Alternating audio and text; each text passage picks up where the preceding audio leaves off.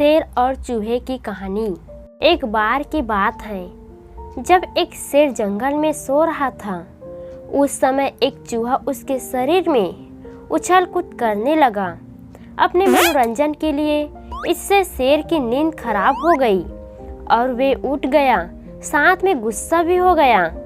वही फिर वो जैसे ही चूहे को खाने वाला ही था, तो चूहे ने उससे विनती करी कि उसे वो आज़ाद कर दे, और वो उसे कसम देता है कि कभी यदि उसकी ज़रूरत पड़े तब वो ज़रूर शेर की मदद के लिए आएगा। चूहे की इस साहसिकता को देखकर बहुत हंसा और उसे जाने दिया। कुछ महीनों के बाद एक दिन कुछ शिकारी जंगल में शिकार करने आए और उन्होंने एक पेड़ से शेर को बांध भी दिया। ऐसे में परेशान शेर खुद को छुड़ाने का बहुत प्रयास किया, लेकिन कुछ कर न सका। ऐसे में वो जोर से दहाड़ने लगा। उसकी दहाड़ बहुत दूर तक सुनाई देने लगी।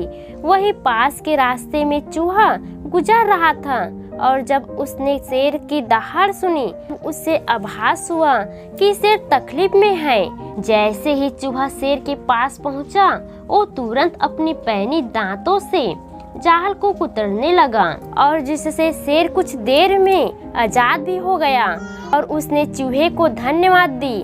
बाद में दोनों साथ मिलकर जंगल की ओर चले गए।